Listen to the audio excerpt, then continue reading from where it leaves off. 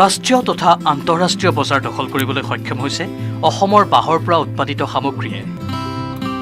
এতিয়া অসমৰ বাঁহৰ সামগ্ৰী ৰপ্তানি হ'ব বহিৰাজ্য তথা বিদেশলৈ। বাঁহৰ পৰা উৎপাদিত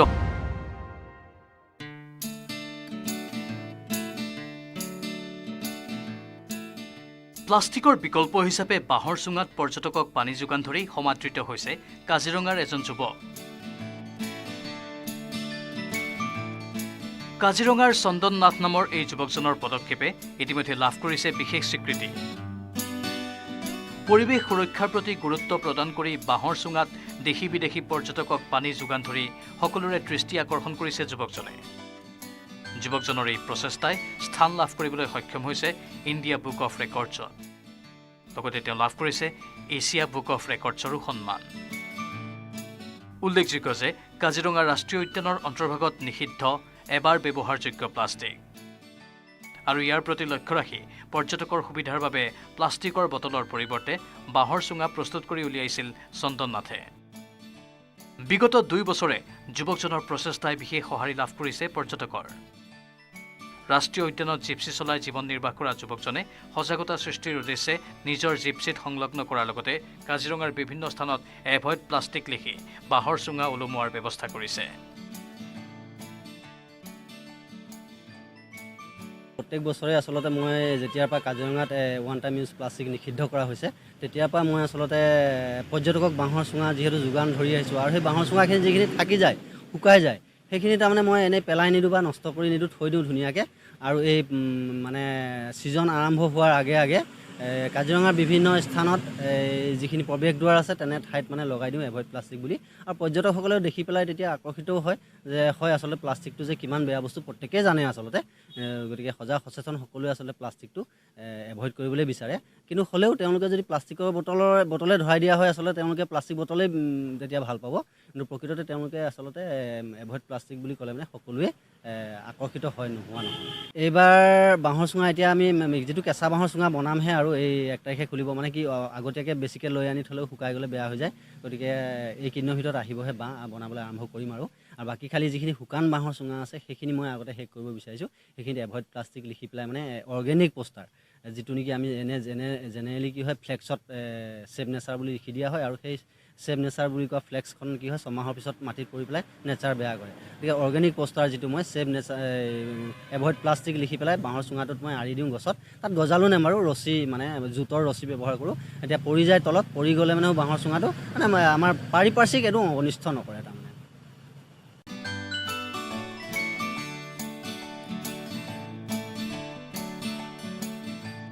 পহিলা অক্টোবৰৰ পৰা পৰ্যটকৰ বাবে মুকলি হৈছে কাজিৰঙা ৰাষ্ট্ৰীয় উদ্যান। সেয়েহে বিগত বৰ্ষসমূহৰ দৰে এইবাৰো পৰ্যটকক বাঁহৰ চুঙাত পানী যোগান ধৰিবলৈ প্ৰস্তুতি চলাইছে কাজিৰঙাৰ যুৱক চন্দনে। কাজিৰঙাৰ পৰা Bitupan Bora, news 18, Assam north east.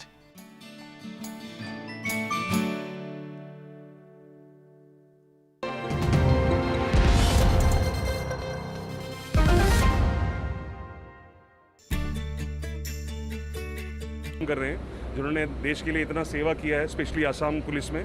उन सबको लेके आज हम छोटा सा ट्रिप लेके गए पासीघाट।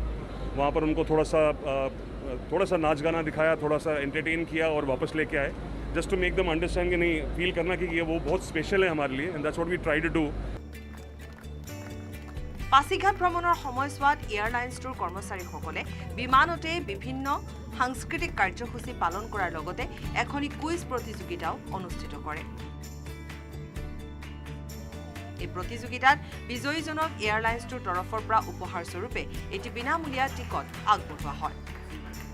এই টিকটেৰে বিজেতাজনে গুৱাহাটীৰ পৰা পাছিঘাট অথবা গুৱাহাটীৰ পৰা তেজুলৈ এটি বিনামূলীয়া ভ্ৰমণ লাভ কৰিব। ফ্লাইবিগৰ বিমান যাত্ৰাত অংশ লৈ আৰক্ষী বিভাগৰ বিষয়া তথা অৱসৰপ্ৰাপ্ত বিষয়াসকলে এয়াৰলাইন্স কোম্পানীটোক ধন্যবাদ জ্ঞাপন কৰে। গুৱাহাটীৰ পৰা বজাৰৰ পৰা আমি পাছিঘাট গৈছিলোঁ অৰুণাচল, আৰু এইটো বিগ ফ্লাই আমাক এইটো এৰেঞ্জ কৰিছিলে। খুব ভাল লাগিলে। বিগ ফ্লাইৰ গোটেই ষ্টাফ হওক, অফিচ ষ্টাফ, ফ্লাইটৰ ষ্টাফ যিমানবিলাক আছে, লগতে আমাৰ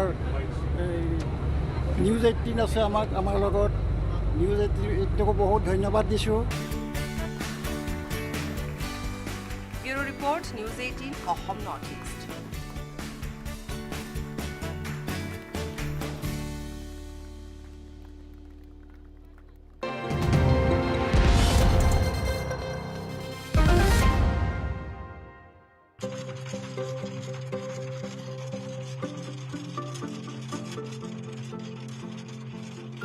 কলিয়াবৰৰ এজন সফল মৌ পালক নাম দাৰা চৌহান। কলিয়াবৰৰ জখলাবন্ধাৰ এই ব্যক্তিজনে মৌ পালনেৰে স্বাৱলম্বিতাৰ বাট দেখুওৱাৰ লগতে নৱ প্ৰজন্মৰ বাবে অনুপ্ৰেৰণাৰ উৎস হিচাপে থিয় দিছে। মৌমাখিৰ সৈতে বন্ধুসুলভ সম্পৰ্ক গঢ়ি শৈশৱৰে পৰা বৰ্তমানলৈ মৌ পালনৰ সৈতে জড়িত হৈ আছে দাৰা চৌহান নামৰ এই 50 ঊৰ্ধৰ ব্যক্তিজন। 14 বছৰ বয়সৰ পৰা মৌ পালনৰ লগত জড়িত হৈ নিজৰ পঢ়া শুনাৰ খৰচ উলিয়াইছিল এই ব্যক্তিগৰাকীয়ে। পৰৱৰ্তী সময়ত শিক্ষকতাক জীৱনৰ বৃত্তি হিচাপে গ্ৰহণ কৰিও মৌ পালনেৰে অতিৰিক্ত উপাৰ্জনৰ বাট মুকলোৱাৰ লগতে মৌ পালনৰ প্ৰতি উৎসাহ যোগাই আহিছে উঠি অহা প্ৰজন্মক। নিজ ঘৰৰ লগতে আনৰ কৃষিপথাৰত মৌ পালনৰ জৰিয়তে মাহিলী প্ৰায় 15,000 টকা উপাৰ্জন কৰে সফল মৌ পালক দাৰা চৌহানে। উপাৰ্জনটো মোৰ ভালেই হৈছে। আগত মই হেৰি মৌ কৰিছোঁ, ধৰা আমাৰ লোকেল মৌ চেৰেনা কৰিছিলোঁ। এটি মানে তোৰ পৰা একেবাৰে 93লৈকে ভাল পাইছোঁ, উপাৰ্জন হৈছিল। 7 মাহত 14 কেজি ৰস ওলাই এসপ্তাহত। ক্ৰমান্বয়ে বাঢ়ি গ'ল, তাৰে পঢ়া খৰচ আৰু ঘৰুৱা খৰচ আৰামছে চলে। তেতিয়া 20 টকা কেজি আছিল, এতিয়াতো মানে 400 টকা 500 টকা কেজি হ'লগৈ এতিয়া। 2012 চনৰ পৰা মই পশ্চিমীয়া মৌ মানে কৰিলোঁ। পশ্চিমীয়া মৌ ইয়াতকৈ বেছি মানে উপাৰ্জন আছে পশ্চিমীয়া মৌটোত। এমাহত 15 কেজি 20 কেজি ৰস ওলায়। খুব কম ওলালেও 6 কেজি 7 কেজি ওলায়। আৰু যদি 50 বাৰ মেলিফাৰা পুহিব পাৰে, বছৰি 2 লাখ টকাতকৈ বেছি হ'ব, 2.5 লাখ টকা আহিব। আৰু ঘূৰি ফুৰা নিবনুৱা ল'ৰাই যদি মোৰ ওচৰত আহে, মই বিনা মূল্যতে তেওঁলোকক শিকাই দিম। আৰু পশ্চিমীয়া মৌ পোহক, খেতি কৰক নিজে, আৰু বহুত লাভদায়ক হ'ব। 1982 চনৰ পৰা সুদীৰ্ঘ 39 বছৰে মৌ পালনৰ সৈতে জড়িত হৈ বৰ্তমান এগৰাকী সফল মৌ পালক হিচাপে পৰিচিত দাৰা চৌহান নামৰ এই শিক্ষকগৰাকী। ৰাজ্যৰ ভিন্ন প্ৰান্তৰ লোকে মৌ ক্ৰয় কৰি নিয়ে চৌহানৰ পৰা। ইতিপূৰ্বে কেইবাটাও ৰাষ্ট্ৰীয় পৰ্যায়ৰ মৌ পালন প্ৰশিক্ষণ কৰ্মশালাত অংশগ্ৰহণ কৰি গৌৰৱ অৰ্জন কৰিবলৈ সক্ষম হোৱা চৌহানে নিজ ঘৰতেই আগ্ৰহীসকলক বিনামূলীয়াকৈ আগবঢ়াই আহিছে মৌ পালনৰ প্ৰশিক্ষণ। কলিয়াবৰৰ পৰা Dibakar Das, news 18 Assam north east.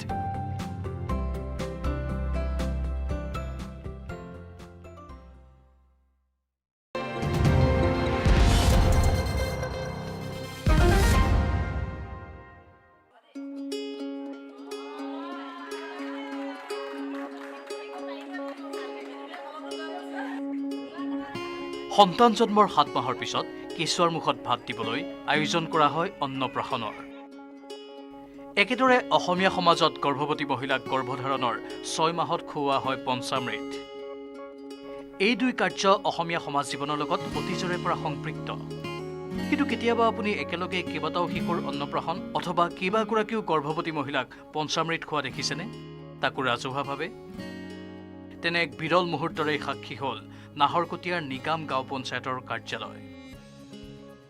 September মাহত সমগ্ৰ দেশত চলি থকা ৰাষ্ট্ৰীয় পোষণ মাহ উপলক্ষে পঞ্চায়তটোত অনুষ্ঠিত কৰা হয় এই বিশেষ কাৰ্যসূচী। জয়পুৰ উন্নয়ন খণ্ড আৰু ৰাষ্ট্ৰীয় গ্ৰামীণ জীৱিকা অভিযানৰ অন্তৰ্গত সম্প্ৰীতি মণ্ডলৰ জীৱিকা সখী, কৃষি সখী আৰু পশু সখীসকলে ৰামধেনু গ্ৰাম্য সংগঠনৰ সহযোগত অনুষ্ঠিত এই অনুষ্ঠানত মুঠ 5টা কণমানি শিশুৰ অন্নপ্ৰাশন কৰাৰ লগতে প্ৰতিটো কণমানি শিশুকেই উপহাৰৰ টোপোলা প্ৰদান কৰে। সম্প্ৰীতি মণ্ডল আমাৰ মণ্ডল পৰ্যায়ৰ সংগঠনৰ দ্বাৰা আমি 4টা পঞ্চায়ত লগ হৈ ৰাষ্ট্ৰীয় পোষণ মাহ উপলক্ষে আমি আজি অন্নপ্ৰাশন আৰু পঞ্চামৃতৰ অনুষ্ঠান আয়োজন কৰিছিলোঁ। তাৰ উদ্দেশ্য আমি আজি 5টি শিশু আমন্ত্ৰণ কৰি আনো অন্নপ্ৰাশনৰ বাবে আৰু গৰ্ভৱতী মহিলাসকলক পঞ্চামৃত খোৱাৰ অনুষ্ঠান আয়োজন কৰিছোঁ। আৰু তেওঁলোকৰ স্বাস্থ্য সজাগতা, তেওঁলোকৰ পুষ্টিৰ ওপৰত আৰু লগতে তেওঁলোকে কেনেধৰণে নীতি নিয়ম পালন কৰি কি ধৰণে আগবাঢ়িব পাৰে সেই বিষয়ৰ ওপৰতে আজি আমাৰ এখন সজাগতা সভা আয়োজন কৰা হয়। ইয়াত আমাৰ নিগাম পঞ্চায়তত আমি অনুষ্ঠানটো অনুষ্ঠিত কৰোঁ। আনফালে নিগাম গাঁৱৰে দুগৰাকী গৰ্ভৱতী মহিলাক পঞ্চামৃত খুৱাই মণ্ডলটোৰ সদস্যসকলে। প্ৰকৃততে মহিলা আৰু শিশুৰ স্বাস্থ্য সজাগতাৰ বাবে এমাহজোৰাকৈ চলা পোষণ মাহৰ লগত সংগতি ৰাখি এই কাৰ্যসূচী অনুষ্ঠিত কৰা হৈছে। উৎপল চলিহাৰ report, news 18, Assam north east.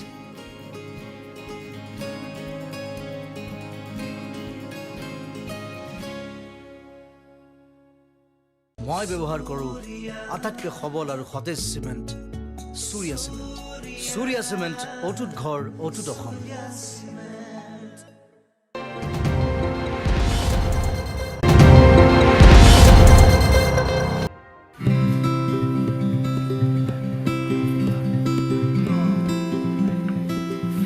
ৰাষ্ট্ৰীয় তথা আন্তঃৰাষ্ট্ৰীয় বজাৰ দখল কৰিবলৈ সক্ষম হৈছে অসমৰ বাঁহৰ পৰা উৎপাদিত সামগ্ৰীয়ে। এতিয়া অসমৰ বাঁহৰ সামগ্ৰী ৰপ্তানি হ'ব বহিৰাজ্য তথা বিদেশলৈ। বাঁহৰ পৰা উৎপাদিত সামগ্ৰীৰ ক্ষেত্ৰত বিখ্যাত আছিল কামৰূপ জিলাৰ বাইহাটা চাৰিআলিৰ বাৰেদলা গাঁও। এই গাঁওখনতেই প্ৰায় 30 বছৰ আগৰ পৰা নিৰ্মাণ কৰি আহিছিল মুৰ্গীৰ পোৱালি সৰবৰাহ কৰা খাচা বা খোখা। এই খোখা নিৰ্মাণ কৰি গাঁওখনৰ প্ৰতিটো পৰিয়ালে সপ্তাহত উপাৰ্জন কৰিছিল 2000 পৰা 2500 টকা। এতিয়া গাঁওখনৰ এই বাঁহ শিল্পক আগবঢ়াই নিয়াত সহায় কৰিছে north east cane and bamboo development ছ'চাইটিয়ে। এই ছ'চাইটিৰ সহযোগত গাঁওখনৰ পৰা প্ৰাৰম্ভিক পৰ্যায়ত বহিৰাজ্যলৈ ৰপ্তানিৰ বাবে সাজু হৈছে 5000 বাঁহৰ ঝাৰু। পোনপ্ৰথমতে আমাক north east cane and bamboo development কাউন্সিলে আমাক ইয়াৰ ওপৰত ট্ৰেইনিং দিছিলে। কিন্তু ট্ৰেইনিং দিছিলে যদি আমি অলপ চলপ ঝাৰু বিক্ৰী কৰি আছিলোঁ, কিন্তু ইমান ডাঙৰ কৰি আমি অৰ্ডাৰ পোৱা নাছিলোঁ। শেহতীয়াভাৱে north east cane and bamboo development কাউন্সিলে আমাক এই অৰ্ডাৰটো দিছে। তেওঁলোকে কৈছে কি আমাৰ এই ঝাৰুটো দিল্লীলৈকে যাব, গতিকে আমি এতিয়া 5000 ঝাৰু আমি প্ৰায় ৰেডি হৈছে। এতিয়া আমি 2 দিনৰ ভিতৰতে পঠাম আৰু। কেৱল ইমানেই নহয়, সুদূৰ আমেৰিকাৰ লছ এঞ্জেলিছৰ পৰা এগৰাকী মহিলাই নিজে আহি অৰ্ডাৰ দিছে 1000 বাঁহেৰে নিৰ্মাণ কৰা বাঁহৰ basket. I was born in Hyderabad. I moved to LA 25 years ago. And, with this new, we've seen the devastations of climate change. So everybody is trying to do their part in, protecting the environment. So, and composting is a big deal. Everybody can do it in their own home. But, we usually use plastic bins or something that's not environmentally friendly. So I thought about this unique idea. So I'm experimenting with this basket made from bamboo. And I've been in touch with Mr. Pulak. And he's been very gracious. He helped, create this with master artisans per my specifications.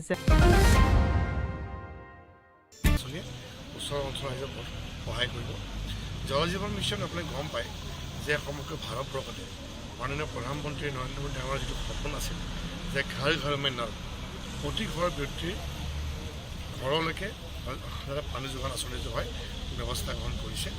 আৰু সেইদিনা যি অসমতো মাননীয় মুখ্যমন্ত্ৰী হিমন্ত বিশ্ব শৰ্মাৰ নেতৃত্বত আমাৰ মন্ত্ৰী ৰঞ্জিত দাস ডাঙৰীয়াৰ প্ৰচেষ্টাত আজি যি ধৰণে আগবাঢ়িছে আমি আশা কৰিছোঁ যে 2022 চনৰ ভিতৰতে অসমৰ প্ৰতি ঘৰৰ ব্যক্তিৰে পানী যোগান আঁচনি নিশ্চয় হ'ব। আৰু তাৰ কাৰণে আজি প্ৰতিটো অঞ্চলতে কোনো জেগা যাতে বাছি নোযোৱাকৈ প্ৰতিটো ঘৰলৈকে যাতে পানী যোগান আঁচনি হয় সেই ব্যৱস্থা। এই আঁচনিৰ জৰিয়তে অঞ্চল দুটাৰ ৰাইজ যথেষ্ট উপকৃত হ'ব বুলি আশা প্ৰকাশ কৰে। উল্লেখ্য যে দীৰ্ঘদিন ধৰি বিকল হৈ থকা এই পানী যোগান আঁচনি দুখন পুনৰ কাৰ্যক্ষম কৰি তোলাৰ বাবে বিধায়কগৰাকীক অঞ্চলৰ ৰাইজে প্ৰশংসা কৰে। আঁচনি দুখনৰ মুকলি অনুষ্ঠানত অতিৰিক্ত উপায়ুক্ত শান্তনা বৰা, নগাঁও জিলা জনস্বাস্থ্য কাৰিকৰী বিভাগৰ কাৰ্যবাহী অভিযন্তা পংকজ বৰদলৈ, দক্ষিণপাট গাঁও পঞ্চায়তৰ সভাপতি যুগপ্ৰসাদ বৰদলৈ, নৰেন দাস, ঘন দাস, সীমা দাসকে প্ৰমুখ্য কৰি নগাঁও জিলা জনস্বাস্থ্য কাৰিকৰী বিভাগৰ বিষয়া কৰ্মচাৰীসকলো উপস্থিত থাকে। নগাঁও জিলাত সমগ্ৰ নগাঁও জিলাত 10,000 আমাৰ টাৰ্গেট আছে FHCC দিয়াৰ। আমি ইতিমধ্যে 10,032টা 32জন হাউচহোল্ডক আমি দিবলৈ সক্ষম হৈছোঁ পৰিয়ালক 10,000 পৰিয়ালক আমি দিবলৈ সক্ষম হৈছোঁ অৰ্থাৎ আমি সেইখিনি কমপ্লিশ্যন কৰা নাই কিন্তু অলৰেডি তেওঁলোকে পানী পাইছে বেবেজিয়াৰ পৰা ভাস্কৰ শইকীয়াৰ report news 18 Assam north east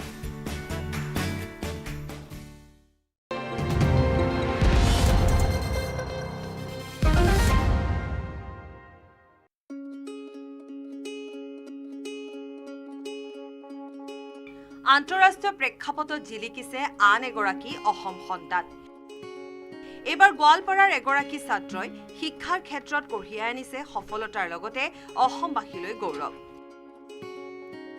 ছাত্ৰগৰাকী হ'ল ধূপধৰাৰ পদুপাৰাৰ বাৰেশিমলী নামৰ এখন অখ্যাত গাঁৱৰ doctor Nuruzzaman Ahmed post doctoral ৰিচাৰ্চাৰ হিচাপে আমেৰিকাৰ প্ৰখ্যাত ডাৰ্টমাউথ বিশ্ববিদ্যালয়লৈ নিৰ্বাচিত হৈছে ডক্টৰ নুৰজামান আহমেদ একাগ্ৰতাই হৈছে সফলতাৰ মূল চাবি নুৰজামানৰ সাফল্যত সুখী হৈছে পৰিয়াল আত্মীয় তথা গাঁওবাসীও তাৰ শিক্ষা জীৱন বহুত সহজ সৰল নহয় অলপ বয়সতে আমাৰ দেউতা ঢুকায় বহু কষ্ট স্বীকাৰ কৰি আজিৰ এইখনত উপনীত হৈছে বৰ্তমান নুৰজামানে ভাৰতৰ আগশাৰীৰ বাংগালোৰৰ এখন উচ্চ শিক্ষানুষ্ঠানত গৱেষক সহায়ক হিচাপে কৰ্মৰত হৈ আছে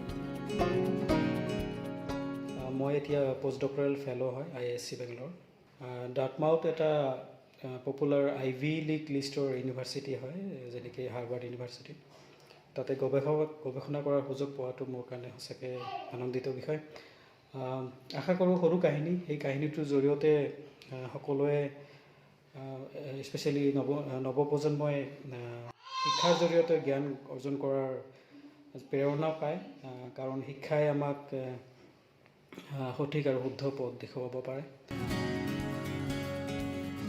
দুধনৈৰ পৰা অৰূপ নাথৰ report news 18 Assam north east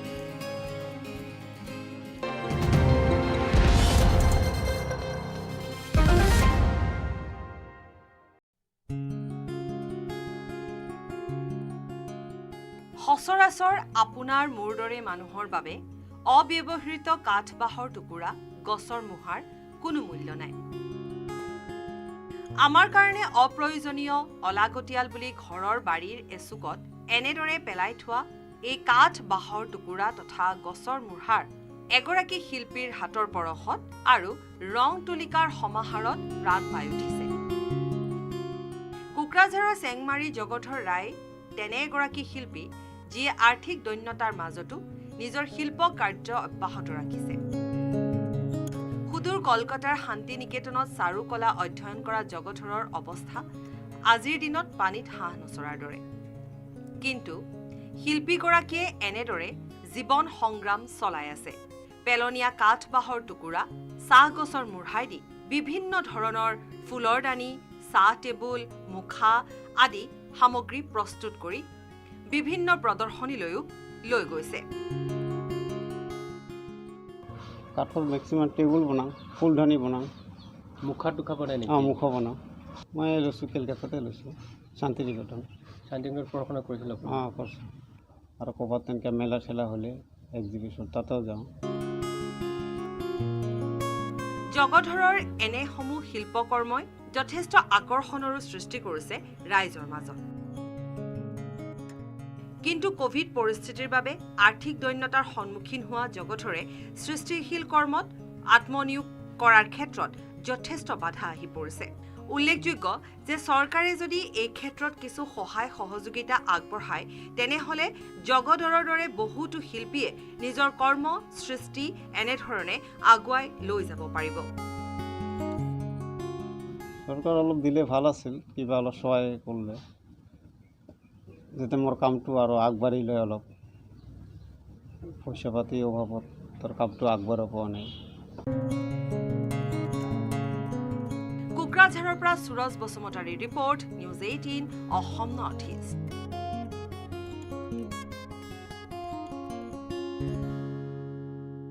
মই ব্যৱহাৰ কৰোঁ আটাইতকৈ সবল আৰু সতেজ চিমেণ্ট Surya Cement অটুট ঘৰ অটুট অসম